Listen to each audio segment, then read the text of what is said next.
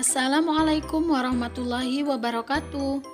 Kembali lagi di pelajaran tematik, tema 4, subtema 3, pembelajaran 1 dan 2. Anak-anak bisa buka bukunya halaman 47 sampai 55.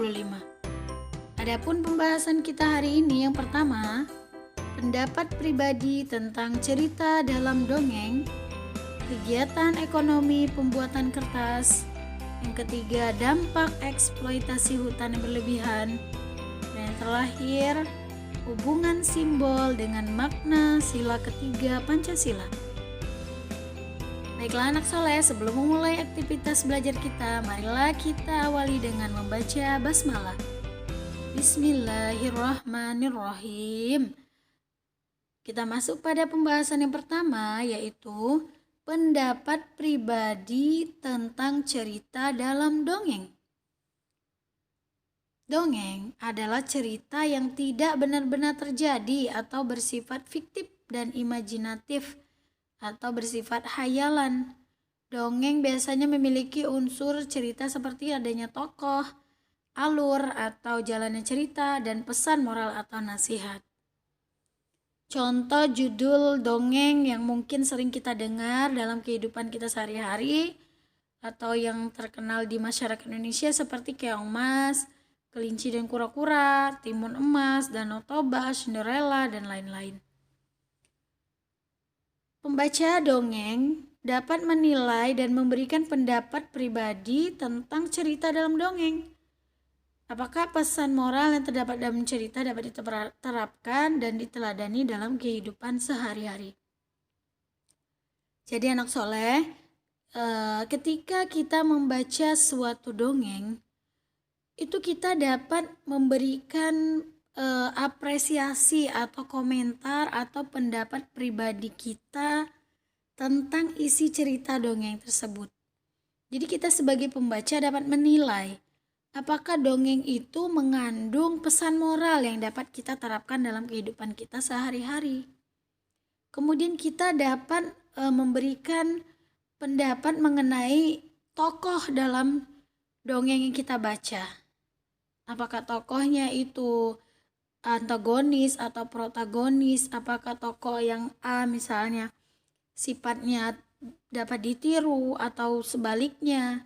Jadi kita dapat memberikan apresiasi atau pendapat atau komentar terhadap cerita dalam dongeng kita baca. Dan yang paling penting, dongeng itu adalah cerita-cerita yang turun-temurun dari zaman dahulu sampai saat ini. Tujuan dari cerita dongeng itu sebenarnya untuk menyampaikan pesan moral atau nasihat kepada para pembacanya. Kemudian yang selanjutnya kita akan membahas kegiatan ekonomi, yaitu pembuatan kertas. Pembuatan kertas merupakan salah satu kegiatan ekonomi yang memanfaatkan salah satu sumber daya alam hutan. Kertas merupakan hasil dari kayu yang diolah. Pengelolaan kayu menjadi kertas itu membutuhkan berbagai profesi pekerjaan. Iya, dari kayu menjadi kertas tentunya banyak pihak yang terlibat. Ada yang profesinya atau pekerjaannya sebagai penebang kayu atau pengambil kayu dari hutan. Kemudian ada sopirnya. Sopir di sini adalah orang yang mengangkut kayunya dari hutan misalnya ke tempat pengelolaannya, yang mendistribusikannya. Setelah itu ada lagi buruh pabrik, yaitu orang-orang yang mengelola kayu tersebut menjadi kertas. Nah, itu merupakan kegiatan ekonomi. Kenapa? Karena memperkerjakan orang-orang sehingga mereka atau para buruh-buruh itu, pekerja itu dapat menghasilkan uang dari kegiatan ekonomi pembuatan kertas tersebut. Nah, bagaimana siklus atau skema pembuatan kertas? Skema proses pembuatan kertas itu yang pertama, kayu yang tadi diambil di hutan itu dikupas kulitnya dan dipotong sangat kecil. Potongan kayu dicampur dengan bahan kimia sehingga menjadi bubur kertas atau pulp. Nah, yang pulp atau bubur kertas tadi kemudian dicampur atau diberi bahan pemutih sehingga kertas itu menghasilkan warna putih. Pulp yang udah diberi warna tadi, warna pemutih, itu kemudian dimasukkan ke dalam mesin pembuat kertas. Jadi ada mesin khususnya ya anak soleh. Nah, kemudian setelah diproses di mesin, tentunya pulp tadi atau bubur kertas itu kan mengandung air, sehingga airnya itu dihilangkan dengan mesin press. Ada mesin khususnya juga. Setelah kering, kertas digilas sehingga membentuk lembaran dengan ketebalan tertentu atau dicetak. Nah, kemudian setelah dicetak, kertas yang sudah jadi digulung menjadi gulungan besar dan siap digunakan sebagai bahan baku pembuatan buku. Nah, jadi anak soleh, buku yang biasa kita pakai untuk menulis itu ternyata untuk menjadi kertas, lembaran-lembaran kertas di buku kita, buku tulis kita, ternyata itu melalui proses yang cukup panjang dan melibatkan beberapa pihak. Oke, nah demikianlah tadi skema pembuatan kertas. Jadi anak soleh udah tahu kan gimana prosesnya. Selanjutnya kita kembali melanjutkan pembahasan kita, yaitu dampak eksploitasi hutan yang berlebihan. Seperti sebelumnya Bunda telah menjelaskan bahwa hutan itu sumber dayanya dapat kita manfaatkan, kita eksploitasi. Eksploitasinya tapi dalam bentuk yang wajar dan tidak berlebihan. Kalau berlebihan, pemanfaatan hutan secara berlebihan, misalnya penebangan pohon secara berlebihan, penggarapan lahan hutannya secara berlebihan, maka itu akan menimbulkan dampak-dampak buruk. Eksploitasi sendiri itu merupakan pemanfaatan sumber daya alam untuk memenuhi kebutuhan manusia. Misalnya seperti tadi, hutan dimanfaatkan untuk lahan pertanian atau pertambangan, atau hutan juga dimanfaatkan kayu-kayunya untuk diambil, untuk ditebang. Nah, namun jika dilakukan secara berlebihan, maka akan menimbulkan beberapa dampak buruk. Seperti diantaranya berkurangnya ketersediaan oksigen. Tentu saja karena oksigen itu kan dihasilkan oleh tumbuh-tumbuhan. Maka jika pohon-pohonannya semuanya ditebang, diambil secara berlebihan, maka ketersediaan oksigen pun akan berkurang.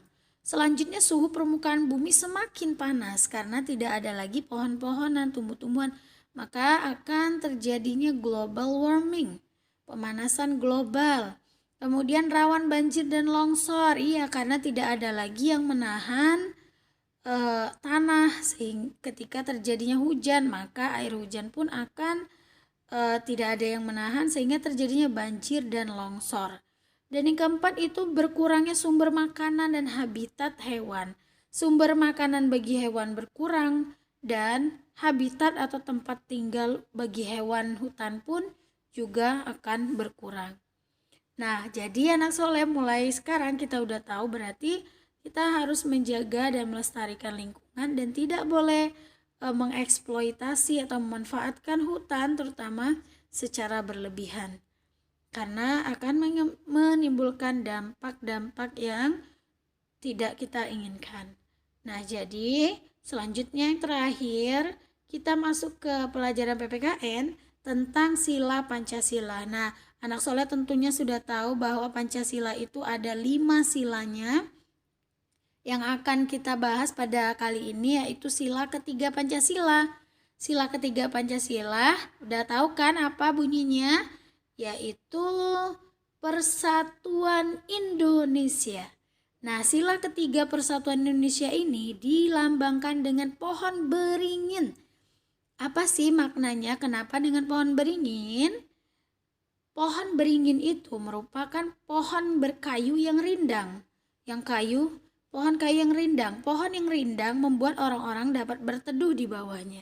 Jadi pohon beringin itu pohon yang rindang, pohon kayu yang kokoh, sehingga jika kita berada di bawahnya maka kita akan merasa teduh dan nyaman dan bisa dinaungi atau terhindar dari mungkin dari panas, dari hujan pun bisa ya. Nah, maka simbol pohon beringin pada sila ketiga Pancasila bermakna bahwa rakyat Indonesia dapat berlindung di bawah negara Indonesia. Jadi dalam hal ini pohon beringinnya itu diibaratkan sebagai bangsa Indonesia, yaitu bangsa yang dapat menaungi rakyatnya. Rakyat merasa terlindungi berada di negara Indonesia ini. Jadi pohon beringin itu melambangkan bahwa Indonesia itu sebagai alat pemersatu bangsa Indonesia. Nah itu tadi anak soleh, kenapa dilambangkan dengan pohon beringin? Karena pohon beringin itu adalah pohon yang kokoh, pohon yang rindang, pohon yang membuat orang-orang dapat berteduh di bawahnya. Dan itu diibaratkanlah bangsa Indonesia yang dapat menaungi, yang dapat melindungi rakyatnya. Oke, demikianlah pembahasan materi kita hari ini. Nah, untuk tugasnya silahkan anak soleh catat materi yang pentingnya, atau anak soleh bisa untuk menambah wawasannya bisa mencari referensi di Google atau di YouTube. Misalnya kayak tadi cara pembuatan kertas, anak soleh untuk menggali lagi bisa cari-cari ya di YouTube cara pembuatan kertas agar lebih paham lagi. Nah, jangan lupa untuk terus belajar dan mencatat materi-materi yang anak soleh anggap itu penting untuk dihafal.